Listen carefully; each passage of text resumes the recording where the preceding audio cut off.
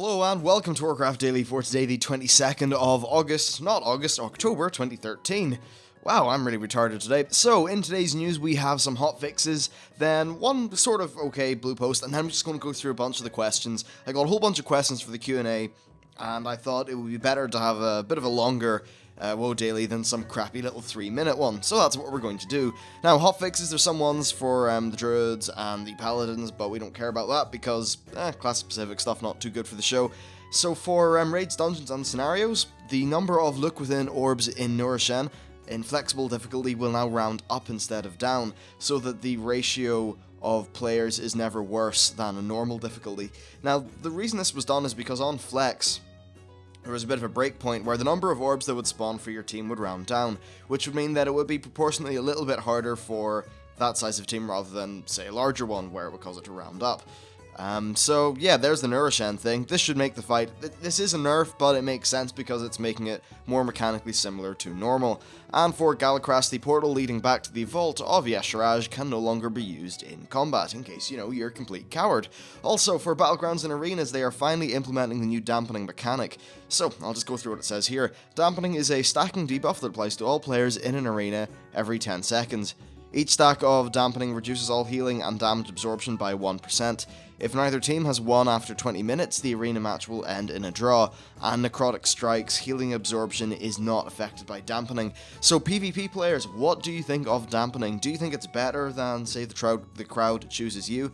I'm going to say it probably is, because the crowd chooses you had very noticeable effects on the way some people played the game, which was really quite sucky.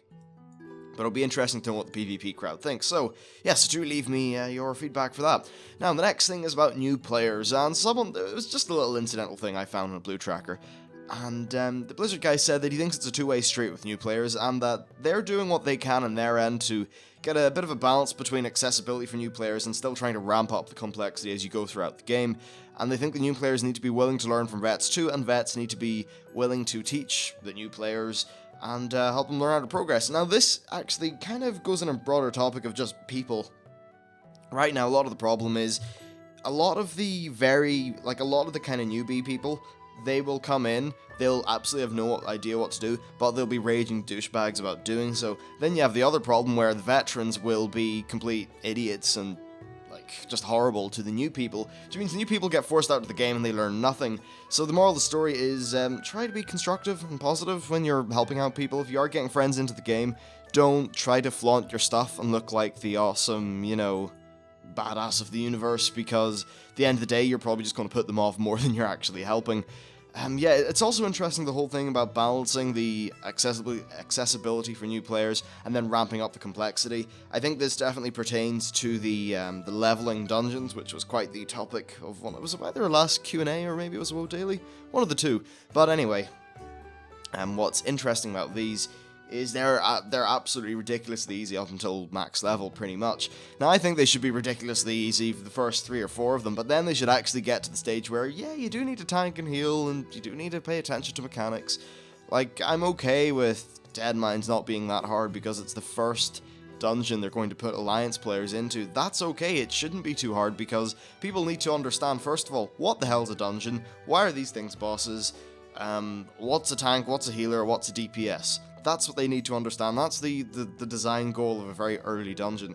But by the time you're level 30 or 40, those dungeons should require not strategy, bespoke, but they should require people to be on their toes, to not stand in the fire, to, do that kind of thing. What we would expect from a game. So honestly, yes, I think that right now they're doing a good job by making it quite accessible initially, but the problem is that I don't really think they do a great job of ramping up the complexity in a way that actually teaches players stuff.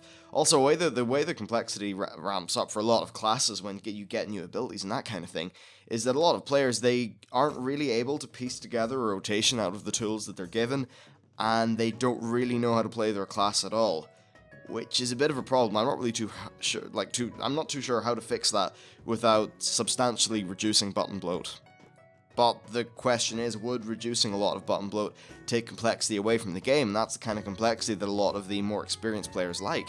For an example, I like the fact that my hunter has got loads of utility abilities because that kind of rhymed. It gives me a lot of potential to be skilled and do interesting things with all my various utilities, so I don't want them to preen out too much when they pass the buttons, but hey, interesting stuff.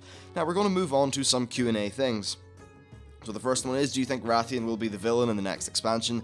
I've been skeptical of him from the beginning. No, he won't be. And the reason for this is because Wrathion is an uncorrupted black dragon, and while he may be a douche about it, as black dragons tend to be, his underlying goal is to protect the actual Earth of Azeroth. He's sort of inherited his father's job, just that he's uncorrupted because we uncorrupted him in, I believe, the Badlands story while he was an egg.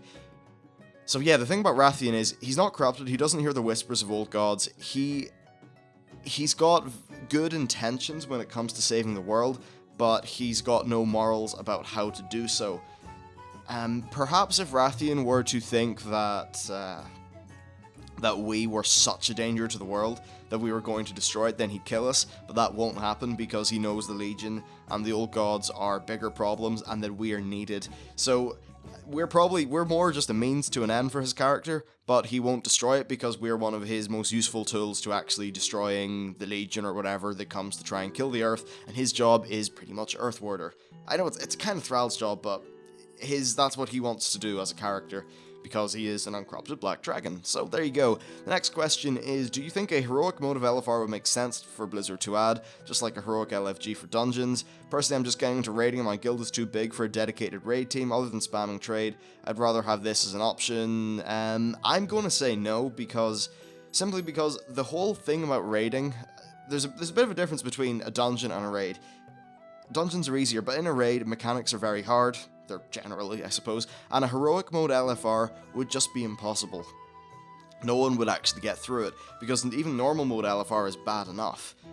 So imagine having even more punishing mechanics. No one would play the damn thing, and exactly like what you're looking for is, it's called flexible difficulty. Okay, it's not match made, but the fact that your guild is too big for a dedicated raid team actually helps you out in this regard, because you will always be able to just grab people for a flexible raid if your guild really is that big. And it doesn't need to be a fixed raid team, you can just do a flex raid whenever you want, I guess. So, yeah, you don't need to spam trade, you don't need to do anything like that, just make a flex raid in your group, and it will essentially be the difficulty that you're looking for with heroic, looking for raid, but it will still have the kind of coordination and stuff that would cause, like the lack of would cause a heroic LFR to just crumble and fail. But trust me, heroic LFR would be dreadful in terms of gameplay. Normal LFR is already bad enough, and ugh, imagine heroic Kor'kron Dark Shamans on LFR. That would be ugh. You die a lot. And the next thing is Demon Hunter. What about that? I'm pretty sure we're going to Argus this time, and a Demon Hunter would make sense, right? Well, I fucking love a Demon Hunter, I suppose. The thing is, Warcraft Demon Hunters are pretty much Illidan, so they're less huntery and they're more kind of like, I don't know, Illidan's a bit of a funny chap when it comes to his abilities and stuff. But yeah, I think Demon Hunter could be a really interesting class. They can make it cool. They just need to differentiate it, obviously, from Hunter and some of the other classes. But yeah, it makes sense for Argus as well. They could put a little bit of lore in. So if you don't know, Argus was the homeworld of the Eredar, and the Eredar got corrupted by the Burning Legion, and at that point, Prophet Velen and a whole bunch of his followers got in the Exodar and fled to Draenor and called themselves the Draenei. That is why, like, the Eredar are kind of the original species that got corrupted, the Draenei are the uncorrupted ones. So perhaps you could have a bit of lore where there's, like, a group of, I don't know, like, secretive Draenei that are still on Argus that make their business hunting demons and being complete badasses. I think that'd be great lore, and I think it would be great, either a great foundation for just a normal class or a hero class. Honestly, I think a Demon Hunter would make sense as a hero class, because you don't start off as a level 1 Demon Hunter, because like at level 1 you're weak as fuck, you couldn't kill a demon if you tried. Level 90 Demon Hunter or something like that, or level 100 Demon Hunter, that makes more sense. So yeah, I think Demon Hunter, you know what, fucking brilliant, let's do that. It's just weird though with adding more classes. Yeah, I don't know, it would be fun to balance, and the biggest the biggest issue for Blizzard is making this class feel unique. They already have, like, I don't know, 10 to 12, a bunch of classes. They have a lot of classes in the game, so making a new one feel unique in comparison to all those ones is probably quite the challenge. But actually, looking at what they've done with the Monk, I think it's something that they could probably pull off. What I love about the Monk is its mechanics feel far more modern.